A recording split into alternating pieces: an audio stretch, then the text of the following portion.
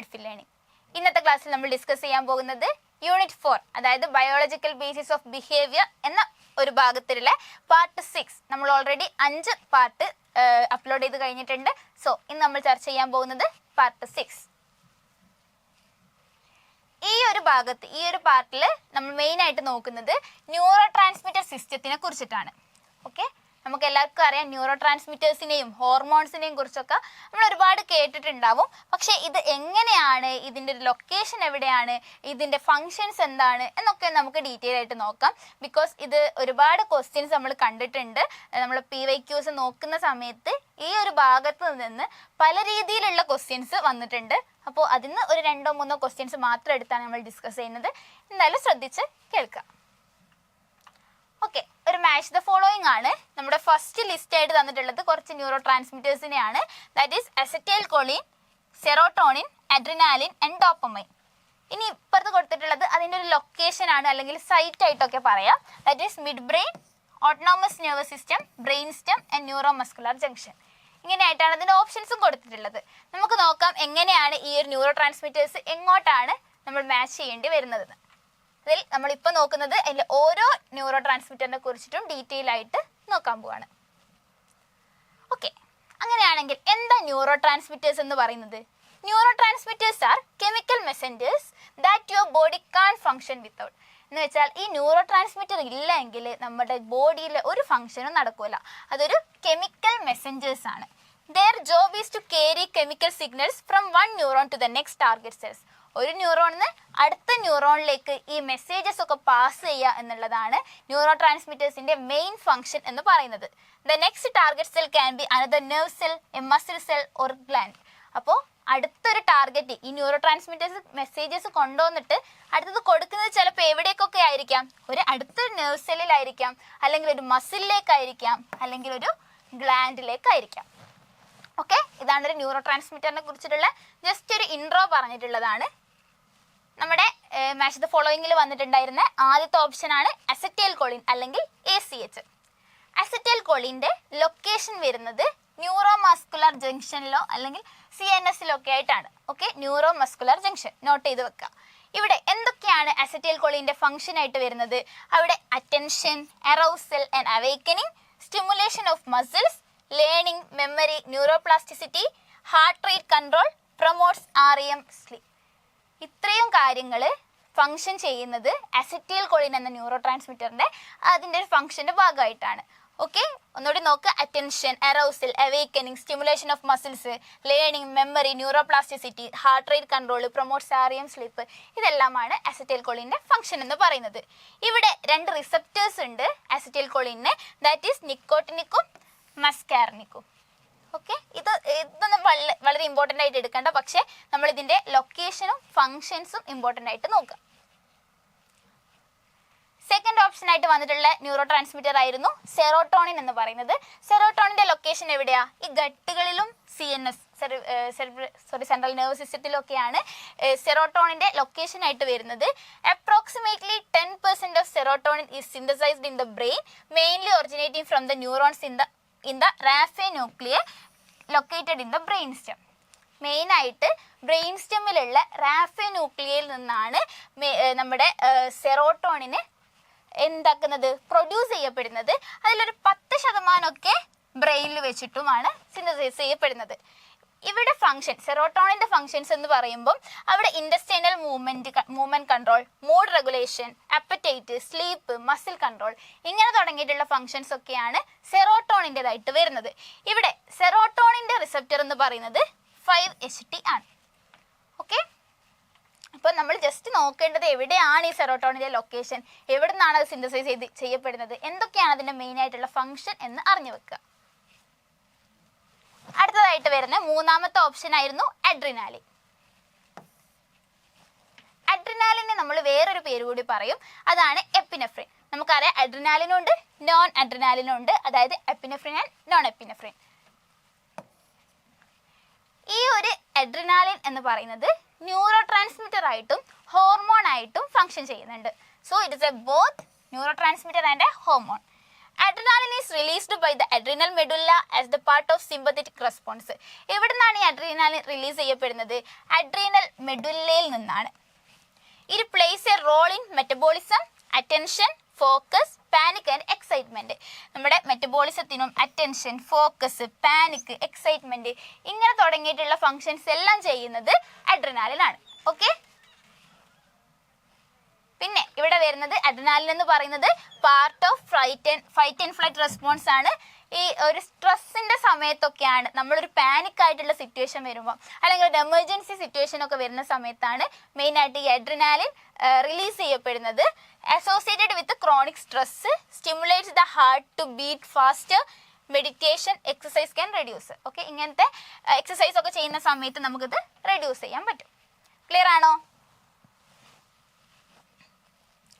അങ്ങനെയാണെങ്കിൽ നാലാമത്തെ neuro transmitter ആയിരുന്നു ഡോപ്പമൈൻ. ഡോപ്പമൈൻ ഒക്കെ നമ്മൾ ഒരുപാട് കേട്ടിട്ടുള്ള അല്ലെങ്കിൽ നമ്മൾ പറഞ്ഞുകൊണ്ട് നിൽക്കുന്ന സ്ഥിരമായിട്ട് യൂസ് ചെയ്യുന്ന ഒരു ടേം ആണ്. സോ എന്താണ് ഡോപ്പമൈൻ നോക്കാം. Dopamine is highly concentrated in areas of the brain called substantia nigra and the ventral tegmental area അല്ലെങ്കിൽ VTA. ഓക്കെ, ഇവിടെയൊക്കെയാണ് ഡോപ്പമൈൻ ഹൈലി കോൺസെൻട്രേറ്റ് ചെയ്ത് കിടക്കുന്നത്. ഇവിടുത്തെ in the mid brain. The VTA is a dopamine rich nucleus located within the midbrain. ഈ mid ബ്രെയിനിലുള്ള dopamine rich ആയിട്ടുള്ള ഒരു nucleus ആണ് VTA എന്ന് പറയുന്നത്. എന്തൊക്കെയാണ് ഡോപ്പമൈൻ റിസപ്റ്റേഴ്സ് എന്ന് പറയുന്നത്? നമുക്കറിയാം D1, D2, D3, D4, D5 ഇതെല്ലാം ഡോപ്പമൈൻ്റെ റിസപ്റ്റേഴ്സ് ആയിട്ടാണ് വരുന്നത്. ഓക്കെ ആണോ? ഇത്രയും ഭാഗങ്ങൾ ക്ലിയർ അല്ലേ?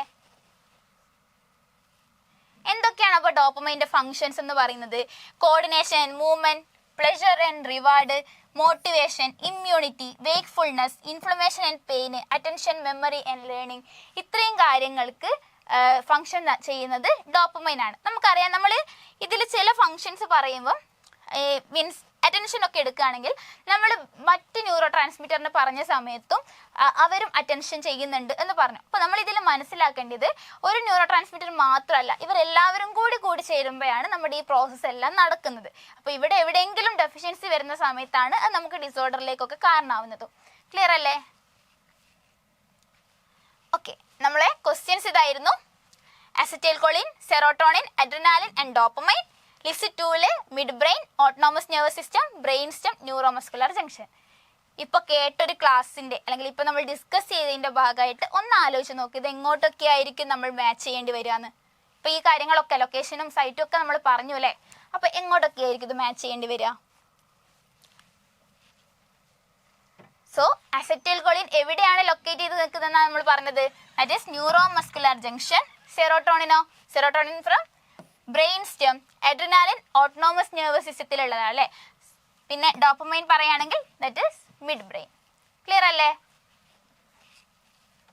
ഓക്കെ, അങ്ങനെയാണെങ്കിൽ നമുക്ക് ഒരു ക്വസ്റ്റ്യൻ കൂടി നോക്കാം. ഈ ഒരു ഭാഗത്ത് നിന്ന് ചോദിച്ചത് തന്നെയാണ്. അതൊരു മാച്ച് ദ ഫോളോയിങ് ആയിട്ടാണ് വരുന്നത്. ജനുവരി 2025 ഇപ്പോൾ റീസെൻ്റ് ആയിട്ട് ചോദിച്ച ചോദ്യമാണ്. നമുക്ക് ലിസ്റ്റ് 1 ആയിട്ട് തന്നിട്ടുള്ളത് locus coeruleus, raphe nuclei, substantia nigra and basal forebrain. ഇവിടെ ലിസ്റ്റ് 2 നമുക്ക് ന്യൂറോ ട്രാൻസ്മിറ്റേഴ്സ് തന്നിട്ടുള്ളത് acetylcholine, dopamine, serotonin and norepinephrine. ഇപ്പോൾ നമ്മളിവിടെ ഡിസ്കസ് ചെയ്യാൻ പോകുന്നത് ഈ ലിസ്റ്റ് 1 കൊടുത്ത കാര്യങ്ങൾ എന്തൊക്കെയാണ്, അല്ലെങ്കിൽ ഇതെങ്ങനെയാണ് ഇവിടെയായിട്ട് മാച്ച് ചെയ്യുന്നത് എന്നാണ് നോക്കുന്നത്. ഫസ്റ്റ് തന്നിട്ടുള്ളതായിരുന്നു ലോക്കസ് കോറിയലസ് അല്ലെങ്കിൽ LC എന്ന് പറയുന്നത്. ഇതിൻ്റെ ഒരു ലൊക്കേഷൻ എന്ന് പറയുന്നത് പോൺസിലാണ്. ഇവിടെ വരുന്ന ന്യൂറോ ട്രാൻസ്മിറ്റേഴ്സ് എന്ന് പറയുന്നത് ഇതാണ് നമ്മൾ നോട്ട് ചെയ്യേണ്ടത്. ന്യൂറോ ട്രാൻസ്മിറ്റേഴ്സ് എന്ന് പറയുന്നത് ഏതൊക്കെയാണ്? നോർ എപ്പിനെഫ്രിനും നോർ അഡ്രിനാലിനും ആണ്. ഓക്കെ, അപ്പോൾ എന്താണ് അവിടുത്തെ ഫങ്ഷൻസ്? ന്യൂറോ ട്രാൻസ്മിറ്റേഴ്സിന്റെ ഫങ്ഷൻസ് എന്താ? Regulates arousal, attention and stress response, sleep wake cycle, fight or flight reactions. ഇത്രയൊക്കെയാണ് ഇവിടെ നമ്മൾ പറഞ്ഞ ഈ ന്യൂറോ ട്രാൻസ്മിറ്ററിന്റെ ഫങ്ഷൻസ് ആയിട്ട് വരുന്നത്. അങ്ങനെയാണെങ്കിൽ റാഫിയോന്യൂക്ലിയ എന്ന് പറയുന്നത് mid line of the brain stem, medulla, pons, mid brain ഇവിടെയൊക്കെയാണ് ലൊക്കേഷൻ വരുന്നത്. ഈ റാഫിയോന്യൂക്ലിയയിൽ നിന്ന് സിന്തസൈസ് ചെയ്തിട്ടാണ് ഏത് ന്യൂറോ ട്രാൻസ്മിറ്റർ ഉണ്ടാവുന്നത്? That is serotonin. മെയിനായിട്ട് പറയുകയാണെങ്കിൽ സെറോട്ടോണിൻ്റെ റിസപ്റ്റർ നമ്മൾ പറഞ്ഞു ദാറ്റ് ഈസ് 5-HT. എന്തൊക്കെയായിരുന്നു സെറോട്ടോണിൻ്റെ functions? Mood regulation, control of sleep and circadian rhythm, pain modulation. Okay, ഇനി മൂന്നാമത്തെ ഓപ്ഷൻ ആയിട്ട് വന്നതായിരുന്നു സബ്സ്റ്റാൻഷ്യ നൈഗ്ര. എവിടെയാണ് സബ്സ്റ്റാൻഷ്യ നൈഗ്ര ലൊക്കേറ്റ് ചെയ്തിരിക്കുന്നത്? മിഡ് ബ്രെയിനിലാണ്, അല്ലെങ്കിൽ പാർട്ട് ഓഫ് ബേസൽ ഗാംഗ്ലിയ. ഇവിടെ വരുന്ന ന്യൂറോ ട്രാൻസ്മിറ്റർ എന്ന് പറയുന്നത് ഡോപ്പമൈൻ ആണ്. What was dopamine functions? That is motor control, reward and reinforcement.